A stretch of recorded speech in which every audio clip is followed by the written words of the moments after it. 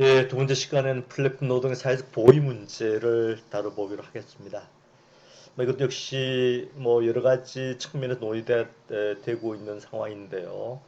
앞서 말씀드렸다시피 플랫폼 노동을 법적으로 규정하기가 사실은 쉽지 않은 문제가 되겠습니다.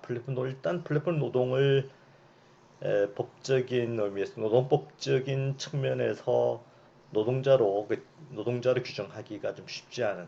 그러니까 노동자는 대부분 나라에 사실은 법정 의미 노동자라고 하는 것은 사실은 고용관계에 있어서의 종속성이라고 하는 게 대단히 중요한 요인이 되는 것이고, 그와 함께 이제 근로의 대가로서 임금이라고 하는 이 두 개의 조건을 갖고서 이 이제 근로자의 어떤 이 기준으로 삼는 경우가 상당히 많이 있습니다. 물론 나라별 약간 차이가 있고, 또 다른 약간 덧붙여 다른 규정을 조금 더 덧붙여서 그렇게 정의하는 경우도 있지만, 대부분 사실은 그 두 가지 핵심적인 기준이 되는 것인데, 따라서 이 플랫폼 노동을 보호하기 위해서, 그러니까 근로자로 규정하기 위해서 기존의 이제 근로자성이나 사용자성을 확대해서 이해를 하자라고 하는 그런 어떤 논의들이 좀 있습니다. 그래서 첫 번째 어떤 노력들이 이 플러스를 일할지 리스닥 같은 이런 어떤 사람들은 어떻게 이제 주장을 하냐면, 종속성에만 집중해서 관계의 존재를 묻기보다는 사용자 수간의 기능을 중심으로 해서 그렇게 근로자를 개념 규정하자, 이렇게 제안을 하는 것이죠. 그런 어떤 의미에서 기능적 사용자 개념이라고 하는, Functional Concept of Employee라고 하는 그런 어떤 새로운 어떤 개념을 제안을 하고 있습니다. 그래서 이것은 이 개념은 일련의 기능, 즉 근로관계의 개시와 종료, 노동 및 그 성과의 수령, 일감과 비용의 제공, 기업 내부 및 외부의 질서를 유지하는 기능을 수행하는 자를 곧 사용자라고 제안을 하게 되고, 이런 어떤 이렇게 되면 사실은 플랫폼을 제공하는 그런 기업들은 플랫폼 운동을 수행하는 그런 어떤 이 플랫폼 종사자에 대해서 사용자의 지위에 있는 것이고, 플랫폼 종사자는 이제 노동자로서 개념 규정하게 되는 결과를 갖게 되는 것이죠. 이렇게 이제 이런 방식을 통해서 어 그러니까 플랫폼 경제 종사자에 대한 플랫폼 기업의 그런 어떤 책임성을 강화하자는 그런 어떤 견해가 있고요. 두 번째는 독립적인 근로자 범주를 새롭게 만들자라고 주장을 하는 그런 어떤 연구자들이 있습니다. 자영업자도 아니고 근로자도 아닌 독립적인 근로자라고 하는 이런 새로운 범주를 만들어서 노동법상 이제 여러 가지 다양한 보호 조치들을 제공하자, 이런 어떤 주장이 되겠습니다. 이런 어떤 주장을 좀 실현하고 있는 대표적인 나라가 영국 같은 그런 나라가 되겠습니다.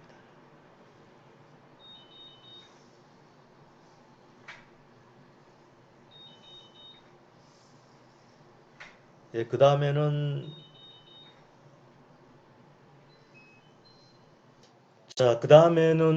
또 특수형태직 근로종사의 정의 및 보호 범위를 규정하는 그런 특별법 제정을 통해서 특수형태 근로종사자의 사실은 플랫폼 노동자까지 좀 포함시켜서 그렇게 이제 보호 범위를 규정하는 하자고 하는 그런 어떤 주장들이 있습니다. 그 다음에는 사회보장 제도 개혁 방안에 대해서 말씀을 드리도록 하겠습니다.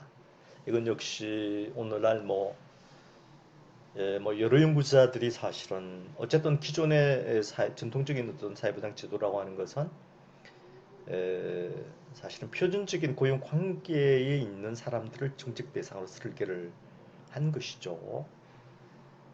한 것이기 때문에 사실은 1990년대 이후 급속하게 증가하고 있는 어떤 비표준적인 고용 관계에 놓여 있는 사람들, 거기에는 일반적인 비정규직, 그리고 특수고용들, 그리고 플랫폼 노동자 같은 이런 어떤 새로운 고용 형태의 라고 이야기할 수 있는 그런 어떤 취업자들이 대폭적으로 증가를 하고 있는 상황이니까 그에 맞춰서 기존의 사회보장 제도를 계획하자라고 하는 주장은 상당히 그런 어떤 주장도 많이 제기가 되고 있고 또 국제기구에서도 뭐 다양한 보고서들이 제출되고 있습니다.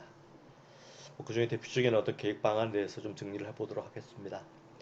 첫째는 이제 고용 기반 사회보험에서 소득 기반 소득보험으로 그렇게 이제 바꿔 나가자는 그런 어떤 주장이 되겠습니다.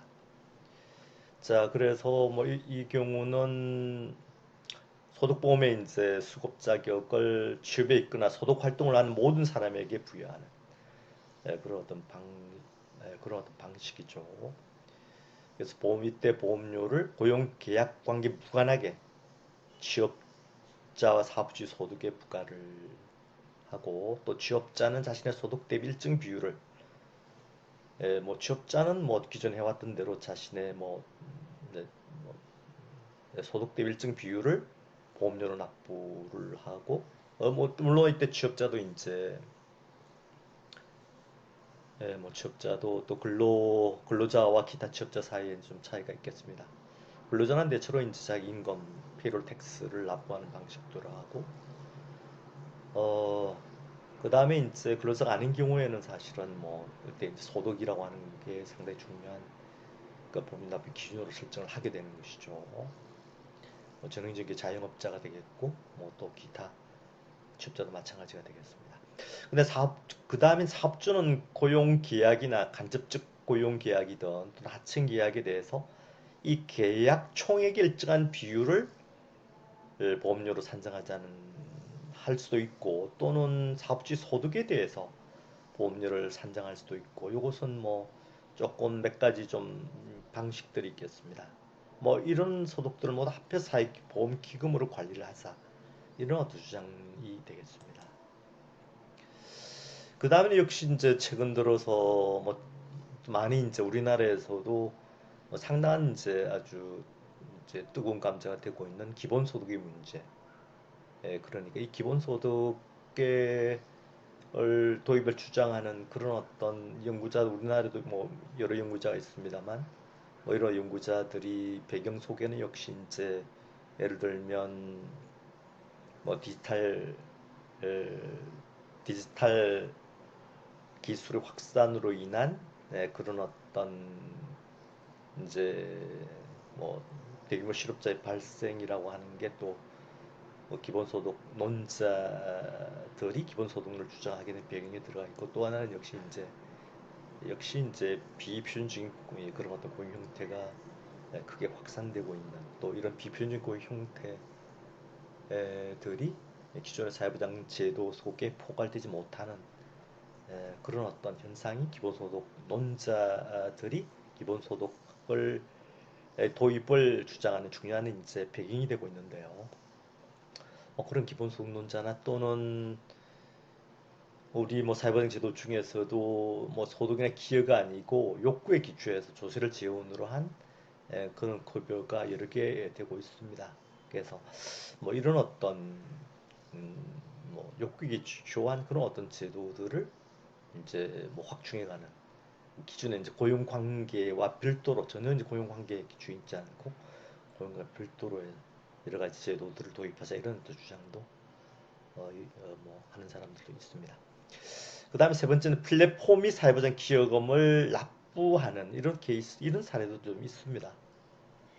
그래서 뭐 싱가포르나 프랑스나 스위스 같은 나라가 뭐 대표적으로 플랫폼 기업이 사회보장 기여금을 납부하게 하는 뭐 이런 어떤 사례들도 좀 있고요. 그 다음에는 이제 임의가입 제도라고 해서 이제 별도 임의 제도를 도입하는 뭐 주로 사례로서는 역시 자영업자를 위한 이제 뭐 실업보험 제도나 또는 기타 이제 제도들이 되겠습니다. 예를 들면 캐나다의 SBSE 제도라고 해서 이것은 출산 휴가 급여나 육아 급여, 질병 급여 또는 가족 구성원 중에 아프거나 또는 뭐 예를 들면 죽었거나 뭐 이런 경우에 되게 이런 경우에 이제 뭐 이제 케어 급여를 제공해 주게 되는데 뭐 이런 것에 대해서 지금 이미 임의적인 제도를 만든 케이스들이 있습니다. 뭐 이런 제도들이 이제 사례들이 되겠는데요. 하지만 이 임의 제도는 역의 선택의 문제를 역시 갖고 있다고 하는 것이죠. 역의 선택으로 애드버스 셀렉션이라고 하는 그런 것이고, 이것은 뭐 후생 경제학에서 많이 논의되는 것이 되게 뭐 사회보장 개론 시간 같은 데 등장하는 그런 어떤 주제가 되겠죠. 그래서 뭐 역의 선택 문제라고 하는 것은 이런 이민제도 같은 경우에 대개 이런 이민제도를 만들었을 때 뭐 대체로 가입 대상자 중에서 이런 어떤 사회적 리스크가 큰 그런 어떤 가입 대상자 주로 가입하게 되고, 에, 그런 리스크가 적은 사람들은 좀 가입하지 않게 되는 이런 어떤 그렇게 되면 자연히 이제 보험료율을 올리게 되고, 보험료를 올리게 되면 더욱더 사실은 리스크가 큰 그런 어떤 가입 대상을 제외하고는 리스크가 적은 사람들은 대체로 이제 좀 탈퇴해버리는 이 현상이 바로 역을 선택의 문제가 되겠습니다. 또 실제로 이미 가입 제도를 갖고 있는 나라들에서 이런 역의 선택의 문제로 인해서 가입자가 좀 축소된 사례들이 여러 개 있습니다. 그래서 뭐 예를 들면 2007년, 2008년도에 사실은 경험료율을 실업보험제도 경험료율을 도입하게 되는데, 그러면서 이제 말하자면 스웨덴의 실업기금, 스웨덴의 뭐 몇 가지 여러 가지죠. 스웨덴 실업기금도 여러 개 있습니다만, 여러 개 실업기금 중에서 특히 이제 코스트가 많이 든다고 하는 것은 사실은 실업률이 높은 가입자 중에서 실업이 높은 그런 어떤 특성을 가진 사람들이 많이 가입하게 되면 당연히 해당 실업기금의 이 재정적인 안정성이 떨어지게 되겠죠. 뭐 그런 경우에 사실 2028년도에 경험료를 제도를 도입해서 가입자들이 실업기금에 대한 보험료를 더 많이 내게 한 이런 어떤 사례가 있고요. 그다음 앞서 말씀드린 캐나다 SBSE 같은 경우에도 말하자면 높은 위험을 가진 취업자가 주로 이제 가입할 가능성이 크게 되고, 낮은 취업 위험을 가진 취업자는 기피하게 되는 이런 어떤 역의 선택의 문제가 있다는 것이죠. 어쨌든 이민제도가 재정적 유지되기 위해서는 당연히 뭐 정부의 어떤 가입률이 일단 높아야 되고, 그러려면 정부의 재정적 지원이 필수이라는 것이죠. 어쨌든 그런 문제가 좀 있습니다. 그 다음에는 이제 OECD 정책 방향 제안에 대해서 몇 가지 정리해 보기로 하겠습니다. 첫째는 역시 다양한 고용 형태 간의 사회보장 기업과 균형을 이루어야 한다는 것이죠. 그러니까 근로자 자영업사의 경기에 놓이는 취업자를 사회보장 제도 속에 포괄을 하여 사실은 뭐 이런 어떤 종사자들을 사용할 필요를 적게 느낀다는 것이죠. 기존의 어떤 이런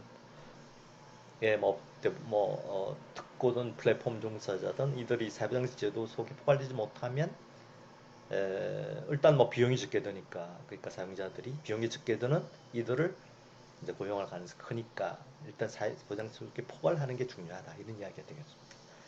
그다음 아까 말씀드린 것처럼 임의 방식의 제도는 역의 선택의 문제 때문에 비표준화된 그런 고용 형태에게는 잘 기능하지 못한다는 이야기고요.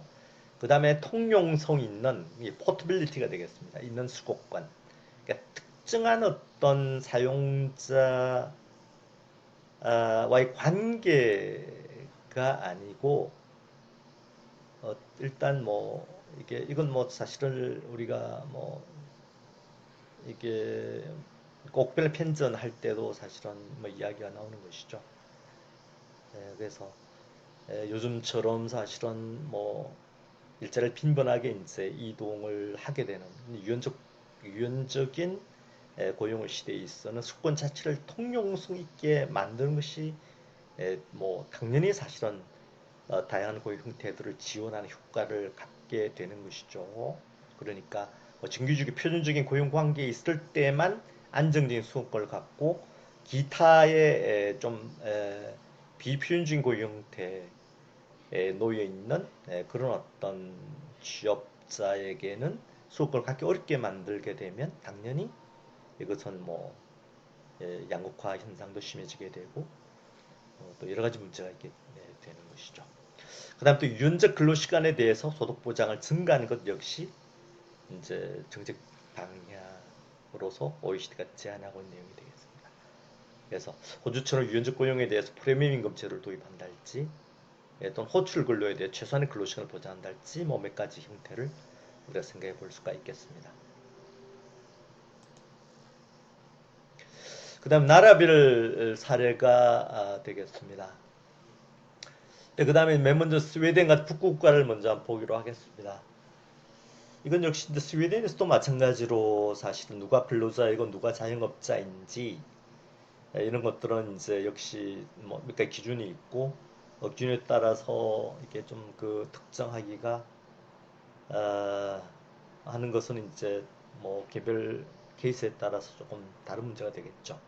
그래서 일을 할 의무가 지고 있는지, 자재나 기계는 누구의 소유인지, 일에 대한 대가는 어떻게 계산하는지 등등에 따라서 좀 달려 있다라고 하는 것이죠. 그래서 이 기준에 따라서 일부 플랫폼 노동자들은 스웨덴에서 근로자로 간주될 있다는 것입니다. 하지만 다수의 플랫폼 노동자들은 어쨌든 법적으로 근로자로 간주되기 어렵다는 것이고, 어, 그래서 사실은 뭐 일단 뭐 실업 보험제를 보자면 앞서 사실은 뭐 아마 실업보험제도 할 때 말씀을 드렸지만 스웨덴은 임의적인 실업보험제도이고 어, 뭐 근로 노동자든 또는 뭐 자영업자도 대개 이제 노동자 같은 경우에는 대개 이제 자신이 속해 있는 산별 노조와 관련돼 있는 그런 어떤 실업 기금에 가입하게 되죠. 자영업자는 실업 기금을 별도로 가지고 있습니다. 하지만 이제 플랫폼 노동자는 별도의 실업 기금을 갖고 있지가 않은 것이죠. 플랫폼 노동자 정규직 실업 기금에 가입도 가능합니다. 자신의 개인의 선택에 맡겨져 있는 이 문제인데 반드시 뭐 어떤 노동자 어떤 실업기금에 가입해야 된다 의무적인 사항은 없어요. 그러니까 플랫폼 노동자는 정규직 실업기금에 가입을 할 수 있는 것이죠. 하지만 사실 이제 가입은 할 수 있지만 실제로는 실업기금이 플랫폼 노동자에게 지급하기를 꺼려 한다는 것이죠. 왜냐하면 플랫폼 노동자 실업이 비자발적이었다는 사실. 스웨덴에서는 실업기금을 일단 받기 위해서는 역시 이제 비자발적인 해고였다는 사실, 해고였다는 조건을 하고 있습니다. 그러니까 자발적인 경우에는 사실은 좀 몇 주 늦추어서 대기를 해서 받게 되는데요. 일단은 플랫폼 노동자들이 비자발적이었, 비자발적인 실업이었다는 것을 입증하기가 일단 쉽지가 않습니다. 쉽지가 않습니다. 그래서 사실은 실업기금에서 플랫폼 노동자들에게 실업 급여를 지급하기가 상당히 꺼려한다는 이런 어떤 보고서가 있습니다. 보고서가 있습니다. 어쨌든 플랫폼 노동자들은 법적으로는 엄브렐라 컴퍼니라고 해서 등록을 반드시 해야 되고 이 노동자들은 뭐 어쨌든 가입비를 내고 또 회사는 사회보장세 및 사회보장 급여를 관리하는 방식을 취하고 있습니다만 이 앞에 나와 있는 것처럼 사실은 이제 스웨덴에서도 오큐페이셔널 펜션이 상당히 중요한 어쨌든 뭐 이 기존의 이제 연금 제도라고 하는 게 워낙 이제 좀 재정적으로 압박을 받고 있거나 하는 상태이기 때문에 점점 더 오큐페이셔널 펜션이 차지하는 지위가 증가하고 있는 상황인데 플랫폼 노동자들은 뭐 이게 어쨌든 공적 사용자였기 때문에 오큐페이셔널 펜션의 대상자는 아니라 그런 이야기들이 되겠습니다. 그런 이야기들이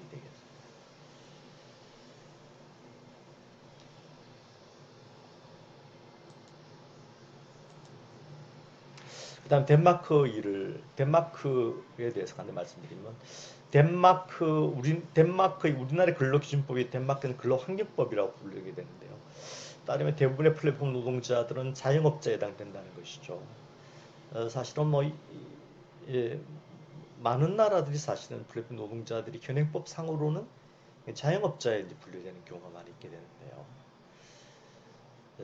그렇게 되는 것인데, 근데 사실 2017년도에 사실 8월 달에 이제 이 주로 실업보험법을 개정을 하게 된 덴마크에서 꽤 유명한 개혁이 되겠습니다. 그래서 개혁 이전에는 실업급여를 신청하기 위해서 자영업자들이 소득이든 수입이든 또는 세금 신고를 하던 주문 증명서를 같은 뭐 다양한 이제 서류를 사실은 제출을 했어야 됐습니다만, 그리고 또 가입할 때도 뭐 사실은 자영업자는 주로 자영업자의 고용 형태로 가입을 하게 되겠죠. 했을 것이고, 그리고 이제 근로자이면서 동시에 자기 사업을 하는 사람들은 대체로 아마 근로자로 가입을 했을 텐데요. 그러니까 두 가지 중에 하나로만 가입을 가능했다는 것이죠. 하지만 이제 개혁 이후, 그래서 이제 개혁 전에 이제 수급자를 보면 실업 근무에 1년 이상 가입을 해야 되고, 과거 3년간의 가입 기간 중에서 50일 이상 취업의 기록이 있어야 사실은 이제 이게 실업 이제 급여 수급 자격을 갖게 되는 것인데요. 하지만 2017년도 8월달 계획에 따라서 이게 바뀌었습니다. 그래서 자영업자와 비정규직 실급 수급 자격을 뭐 어느 한 고용 형태에 기초해서만 등록할 수 있다 할지, 또는 취업 기간이 아니고 근로소득에 기초해서 부과를 한 것으로 바뀌었습니다. 그래서 2018년 기준으로 하면 36개월 이내에 적어도 우리 돈으로는 한뭐 4,100, 우리 한 4,200 정도 되네요. 4,200만 원 정도의 소득, 지난 36개월 이내에 적어도 4,200만 원 정도의 소득이 있을 경우에만 있는 그런 어떤 자영업자들이, 말하자면 자영업자들이 예를 들면 뭐 이제 폐업을 했을 경우에 이런 실업급여의 수급 자격을 갖게 된다, 이런 이야기가 되겠습니다. 근데 여기에 주의해야 될 것은 상한이 있습니다. 상한이 매월 한 350만 원 정도예요. 그러니까 예를 들면 자영업자가 뭐 자영업자는 사실은 이렇게 소득이 플락추에이션, 소득의 변동이 심하게 자영업자의 특징이지 않겠습니까? 그러니까 어느 어느 달에 소득이 1,000만 원 있다 하더라도 그 달에 소득 상한액을 350만 원 정도만 인정을 해준다는 이야기예요. 그러니까 아무리 많이 벌 때도 350만 원 정도만, 매월 350 정도 번 것으로만 인정을 해준다라고 하니까, 사실은 결과적으로는 이제 여기 보면 어쨌든 36개월 이내 적어도 4,200만 정도의 소득이 수급 자격을 갖기 위한 조건이 되니까, 자, 요거를 계산하면 적어도 12개월 이상 고용도 있을 것을 의미를 하는 것이죠. 네, 의미를 하는 것이죠. 그래서 이런 식으로 이제 바뀌었기 때문에 사실은 그 이전에 비해서 뭐 자영업자가 되든 또는 플랫폼 노동자가 되든 또는 근로자이면서 또 다양한 그런 어떤 소득 활동을 하고 있는 사람들이 이전에 비해서는 훨씬 더 쉽게 실업급여 수급 자격을 갖게 됐다, 이렇게 말씀을 드릴 수가 있습니다.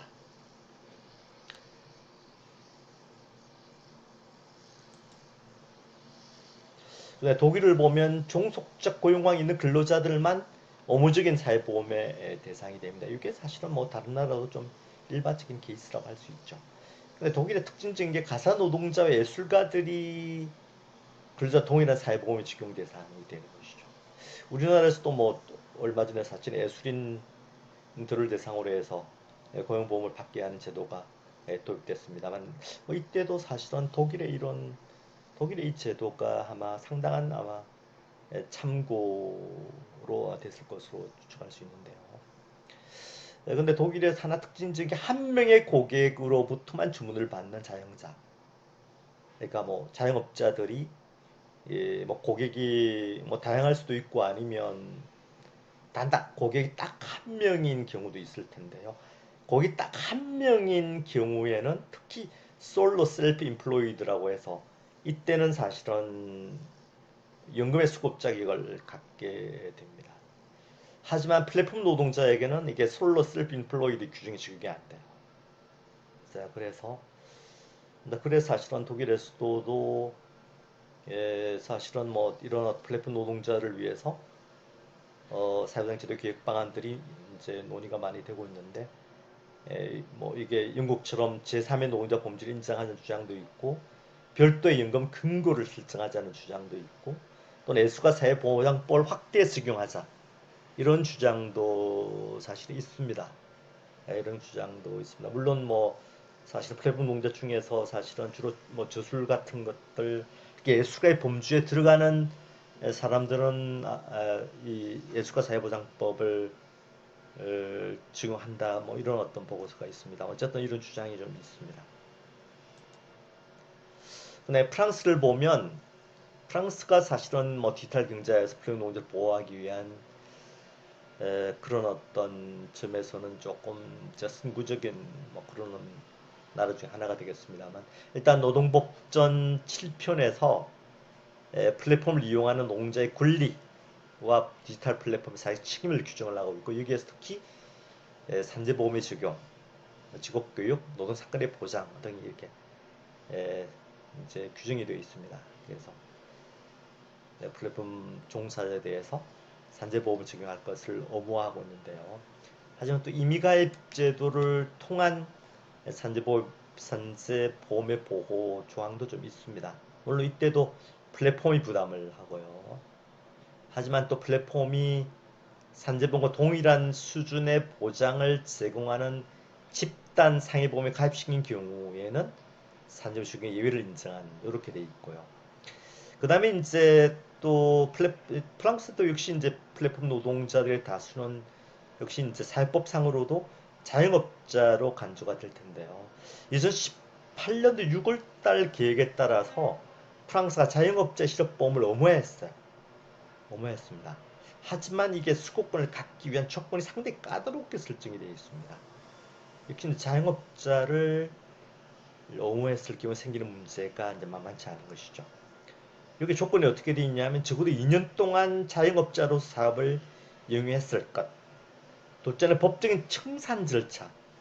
법적으로 청산 절차를 밟고 있어요. 이게 상당히 이게 자영업자들이 비용이 꽤 프랑스에서 이게 법적 청산을 받기 위한 비용이 꽤 들기 때문에 사실은 이런 규정들이 실질적으로 자영업자가 실질적인 혜택을 받기 어렵게 만드는 까다로운 조건을 제공하고 있는 것이죠. 또 구직활동을 해야 되고 고용수에 등록을 해야 됩니다. 그리고 지난 2년 동안 적어도 1345만 원 미만의 적어도 2년 동안 1345만 원 미만의 그런 어떤 소득을 올렸다면 실업으로 간주해 준다 이 이야기가 되겠습니다. 그 이야기가 되겠습니다.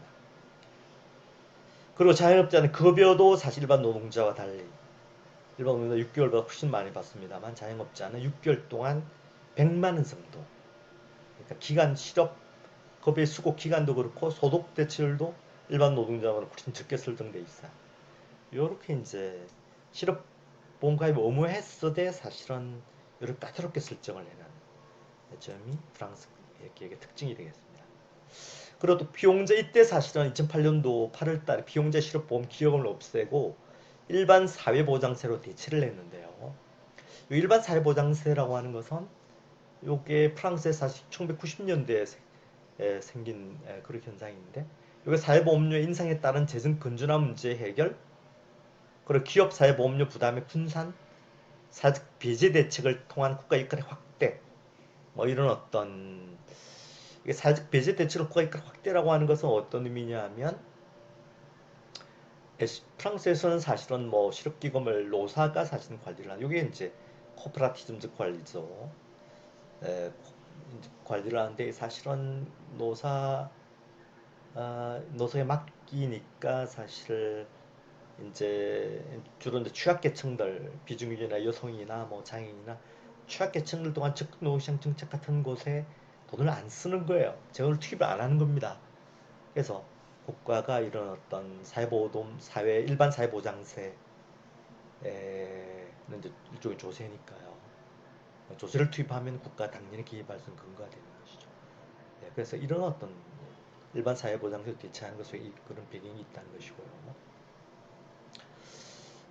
근데 그 제도가 2019년 11월부터 이제 또 워낙 이제 자영업자를 사실 실업보험에 의무적으로 가입하게 만드니까 재정적으로 크게 이제 압박이 되는 것이죠. 그러면서 이제 실업보험 수급 자격을 강화하는 개혁들이 이루어지게 되고, 그리고 또 2020년 1월부터 기간제 및 파견 노동을 많이 사용하는 게 비중률을 많이 사용하는 7개 산업의 실업보험료 기업 분담금에 할증 할인 제도를 도입하는.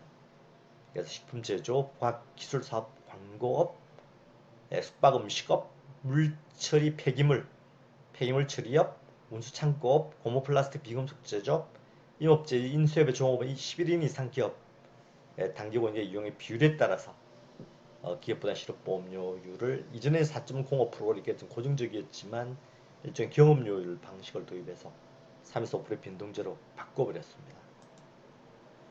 그 다음에 영국이 되겠습니다. 영국은 아까 말씀드린 것처럼 근로자 자영업사의 중간적인 범주를 인정하는 케이스가 되겠습니다.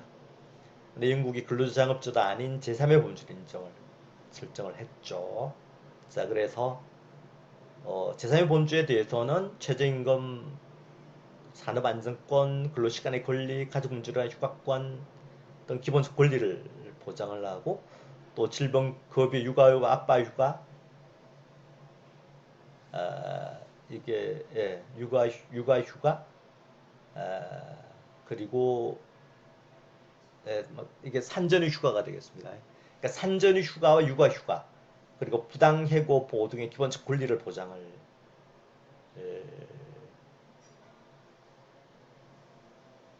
하게 되는데, 하지만 어쨌든 플랫폼 노동자 고용의 지위를 판단하는 것은 역시 뭐 노동자가 워낙 일찍이기 때문에 지위를 판단하는 것은 쉽지 않게끔 이렇게 영국은 이렇게 되어 있습니다. 예, 뭐 두 번째 시간도 이 정도로 마치도록 하겠습니다. 예, 수고하셨습니다.